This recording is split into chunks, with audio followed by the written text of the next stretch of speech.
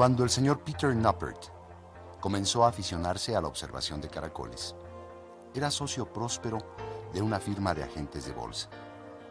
Además, su mujer estaba en el primer trimestre de un embarazo muy deseado por ella. En ese entonces, Noppert no imaginaba que los pocos ejemplares de caracoles con los que empezó se convertirían tan pronto en centenares.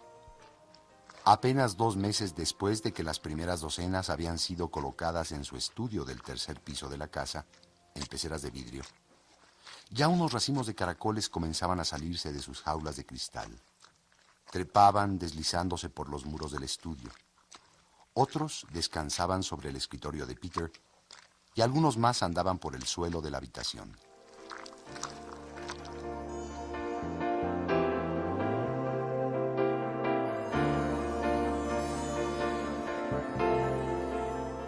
La señora Noppert, sobre todo por su estado, afirmaba que el estudio de su marido olía muy mal. Desaprobaba enérgicamente este nuevo pasatiempo y se negaba a entrar ahí, especialmente desde el día que había pisado accidentalmente uno de los caracoles. Llegó a afirmar que la sensación había sido tan horrible que nunca la olvidaría. Sin embargo, mientras más desaprobaban este hábito su esposa y los amigos, señalando que era una afición rara y bastante repulsiva, tanto más gozo parecía encontrar Noppert en sus mascotas. Cuando se reunía con su mujer y otros amigos, solía explicarles que si antes no se había sentido atraído por la naturaleza, los caracoles le habían abierto los ojos a la belleza del mundo animal. Si ellos le decían que los caracoles no eran propiamente animales y que su entorno viscoso no podría considerarse un buen ejemplo de la hermosura de la naturaleza, Peter les respondía con una sonrisa de superioridad que no sabían todo lo que él ahora conocía. El señor Noppert, sin embargo, no dejaba de tener razón en algunas de sus aseveraciones. Él mismo había sido testigo de una exhibición que no estaba descrita, o, en todo caso, no apropiadamente, en ninguna enciclopedia o libro de zoología de cuantos él había consultado. Para ilustrar esto, Noppert solía contar cómo fue que por primera vez su interés por los caracoles, al principio fincado en la novedad, se volvió absolutamente serio.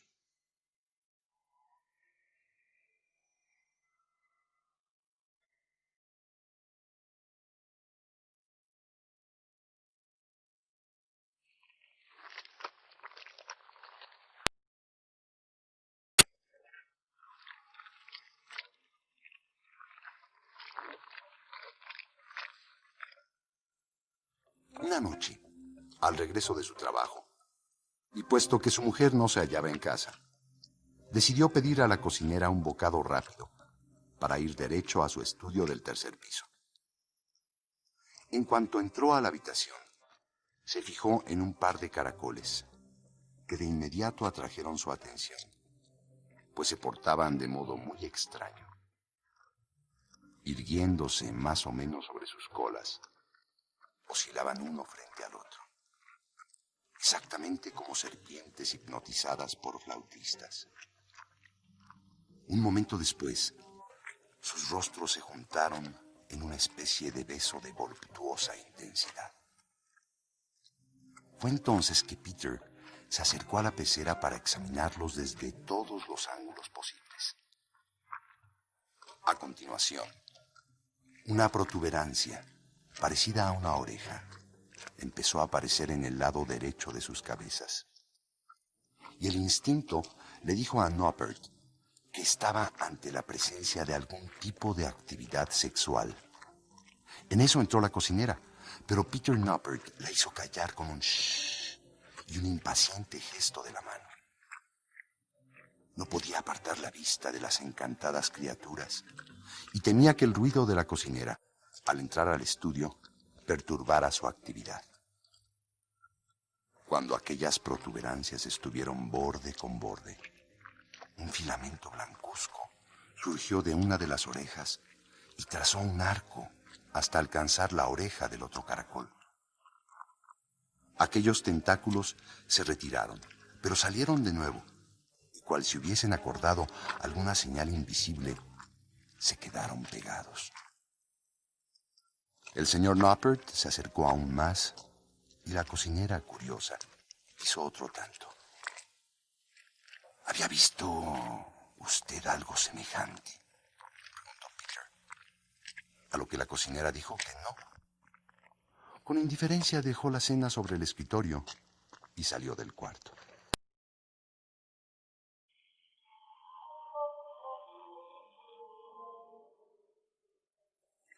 Desde entonces el señor Noppert no perdía oportunidad de seguir observando casi obsesivamente esas actividades caracolescas. Y se dedicó a investigar en libros comprados, enciclopedias y en bibliotecas todo lo relacionado con los moluscos. Pero por más que indagó, solamente encontró en unos apuntes de un francés de nombre Henri Fabre que los caracoles hacían gala de gran sensualidad. Pero eso era todo. También supo que los suyos eran de agua dulce y que ponen sus huevos en arena o tierra. Con este conocimiento en su memoria, humedeció la tierra de uno de sus grupos de caracoles. Les colocó un platito con agua y luego esperó a ver qué sucedía. Como no vio ningún apareamiento, inspeccionó uno por uno de los caracoles de ese grupo, pero no encontró nada que sugiriera una preñez. Hasta que al tratar de sacar a otro de ellos, no lo pudo tomar entre sus dedos, porque la concha estaba pegada a la tierra. Al principio, Peter pensó que había enterrado su cabeza para morir, pero pasaron 2 días, y en la mañana del tercero, encontró un montoncito de tierra desmenuzada allí donde había estado el caracol. Con la ayuda de un cerillo y lleno de curiosidad, se puso a investigar. Con gran deleite descubrió un hoyo repleto de brillantes huevecillos. ¡Huevos de caracol!, gritó. De inmediato llamó a su mujer y a la cocinera para que los vinieran a ver. Parecían caviar, pero eran blancos en vez de negros o rojos. ¿Y esto no te recuerda que tu paternidad puede ser más interesante que la de los caracoles?, dijo su esposa con sorna, resentida por la falta de interés que Peter mostraba en el milagro de su propio embarazo. Increíblemente, sin embargo, Noppert no lograba comprender la indiferencia de su mujer por los maravillosos huevecillos de los caracoles.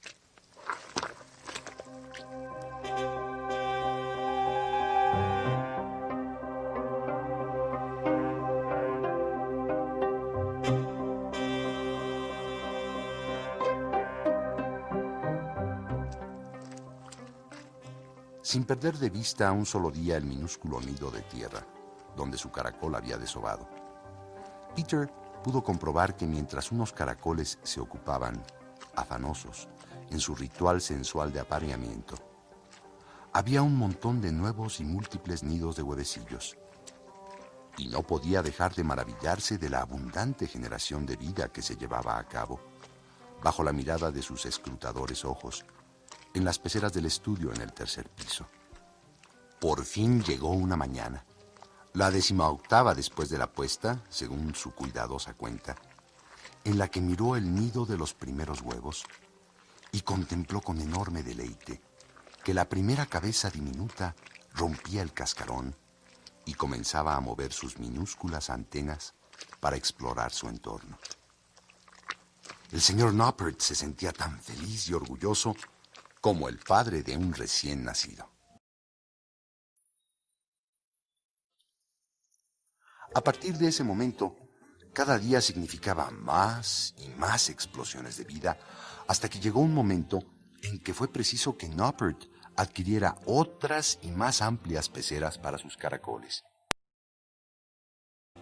Y de paso, no pudo resistir la tentación de hacerse de algunas docenas extras de moluscos, para lo que se tomó su tiempo buscando a los de aspecto más animado, a los de conchas más lustrosas, cuyos dibujos le parecieron los más armónicos. Ya imaginaba por anticipado cómo resultarían las cruzas, viviéndose en esos instantes como un experto criador de la nueva raza de gasterópodos de originales conchas. Conforme avanzaban los días, empleaba más y más horas de su tiempo libre contemplando el milagro de su zoológico particular. Se afanaba en su alimentación y se divertía colocando grandes tiras de lechuga en las peceras de sus bebés, como los llamaba íntimamente, con el único fin de verlos usar las hojas de lechuga a manera de escaleras comestibles.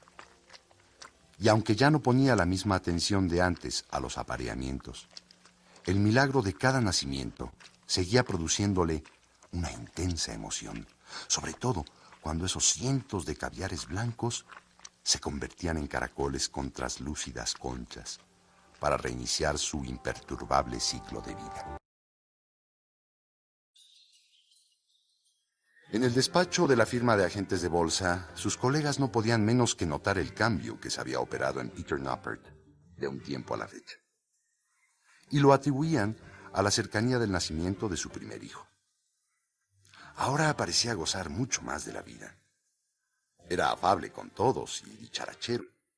Se mostraba más audaz en sus decisiones, más brillante en sus cálculos, e incluso malévolo en muchas de sus operaciones directas en la bolsa. Y como todo ello traía mayores ganancias a la compañía, sus colegas se sentían contentos de trabajar con alguien como Noppert. Solamente él sabía que su éxito actual se lo debía a sus mascotas, al beneficio que le traía contemplarlas. Entonces se relajaba como nunca antes en su vida, lo cual le permitía disfrutar con agresividad y audacia de su trabajo, rodeado de sus socios, como de sus moluscos favoritos.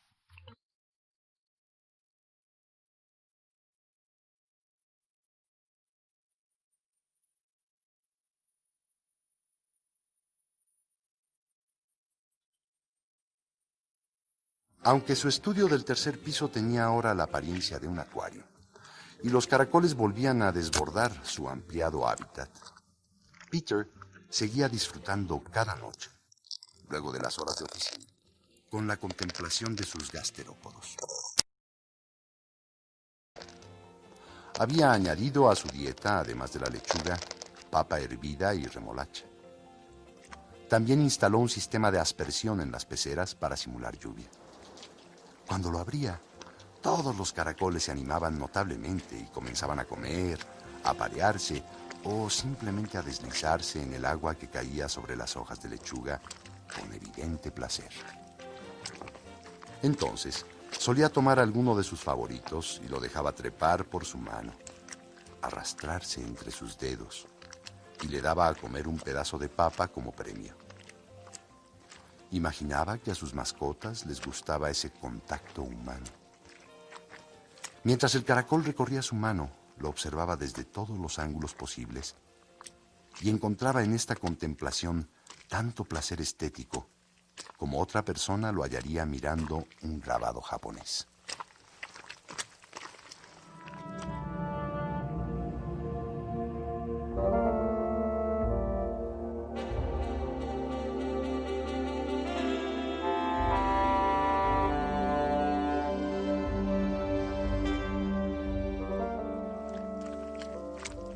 A esas alturas, ya era imposible que alguien entrara a su estudio, a excepción de Noppert. Una noche, en vano, había tratado de contar sus ejemplares, pues perdió la cuenta pasados los 2000. Sus caracoles andaban por todas partes en la habitación del tercer piso. Deambulaban por encima y por debajo de su escritorio. Se dormían días enteros en los respaldos de la silla y su sillón. Paseaban por los estantes de los libros.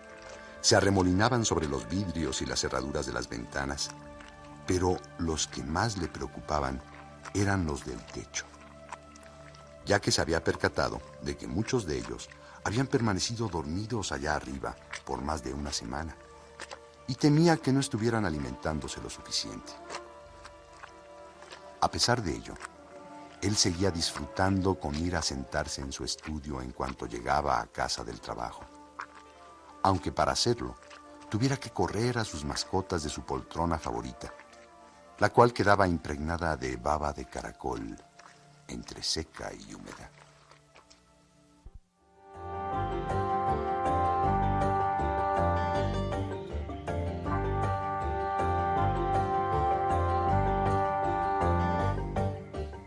Cuando llegó el mes de junio, estuvo tan atareado en el despacho que tenía que trabajar hasta las 11 de la noche en múltiples ocasiones. Los informes se acumulaban porque era el final del año fiscal, pero el estado de ánimo del señor Noppert seguía siendo óptimo. Se daba tiempo para cumplir con su parte del trabajo de orden fiscal, además urdir una serie de operaciones en la bolsa que estaba seguro ofrecían infinidad de posibilidades de ganancia personal. Así que se reservaba las decisiones más provechosas, haciendo uso de las maniobras menos evidentes, solo para sí mismo, mientras pensaba que en un año más sería 3 o 4 veces más rico que en ese mes de junio. Ya veía los fondos de sus cuentas privadas multiplicarse tan fácil y rápidamente como sus moluscos. A mediados de ese mes, una noche, mientras tomaba con Edna, su esposa, una gran taza de café después de comer, le contó del éxito que estaba teniendo en la bolsa. Ella se puso tan feliz que hasta le perdonó el estado ruinoso en que tenía su estudio, pensando en que cuando su hijo naciera, no solo tendría lo necesario, sino de sobra. Sin embargo, por el olor nauseabundo que ya amenazaba con invadir todo el tercer piso, Edna hizo prometer a Peter que esa misma noche, a su regreso del despacho, pondría en orden su estudio y limpiaría todas las babosidades y desperdicios de los caracoles, incluidos los residuos de comida que seguramente ya se estaban pudriendo. Con un tierno beso en la frente de la futura madre, Noppert prometió solemnemente que esa misma noche se encargaría de limpiar el estudio.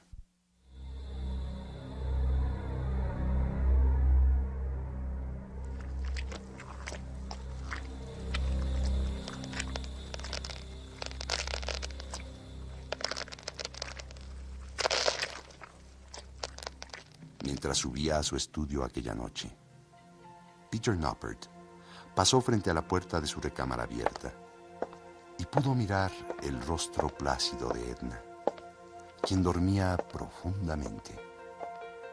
Recordó que en realidad no era una semana, como le había dicho a su mujer, sino 2 desde que había estado por última vez en el estudio. Consultó su reloj. Eran casi las 12 de la noche.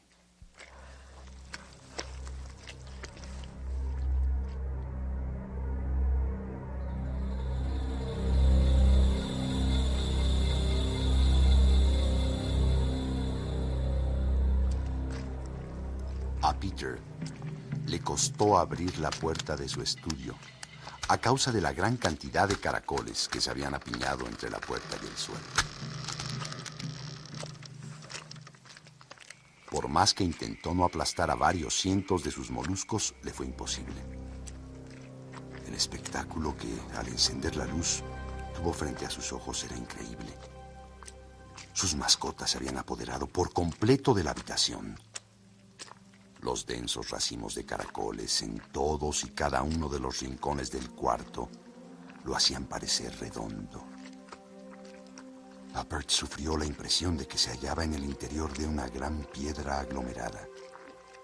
No solo cubrían la totalidad del estudio, sino que gigantescos racimos pesados y brillantes colgaban de la araña de cristal del techo, y el cielo raso se había vuelto negro por el amontonamiento de caracoles sobre su superficie. La atmósfera estaba enrarecida. Noppert sintió que le faltaba aire.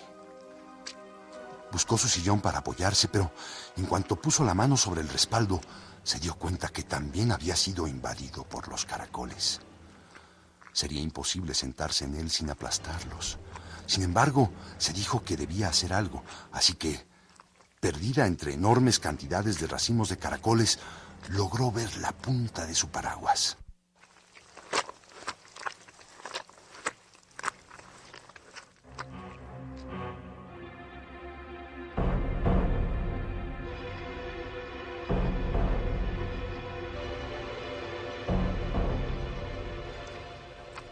Después de alcanzar el paraguas y de aventar al suelo los ejércitos de caracoles que invadían su escritorio, trepó a este y con la punta del paraguas intentó bajar a sus mascotas del techo con tan mala suerte que desgarró el papel del techo y una gran masa de moluscos se vino abajo. Parte de ella había caído al suelo, pero la mayoría se derrumbó tan pesadamente sobre la araña de cristal que ésta cayó sobre el señor Noppert, golpeando fuertemente su cabeza.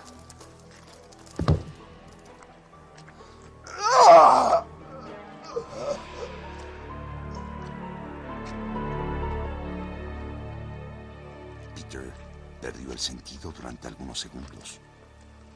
Volvió en sí, solo para darse cuenta de que un enorme peso lo asfixiaba y le impedía moverse. Había quedado inmovilizado por el peso de sus mascotas. Con un enorme esfuerzo, pues sobre su pecho, como si tuvieran voluntad propia, los caracoles seguían deslizándose como para impedirle respirar. Llamó a Edna, a sabiendas de que el estudio se había convertido en una cabina a prueba de sonido. La segunda vez que abrió la boca para llamar a su mujer, sintió cómo una fila de caracoles comenzaba a entrar por su boca abierta y seguía avanzando hasta su garganta. Esa noche de mediados de junio, el señor Noppert murió asfixiado por sus caracoles, sin llegar a conocer a su hijo y sin enterarse de su nueva riqueza bursátil.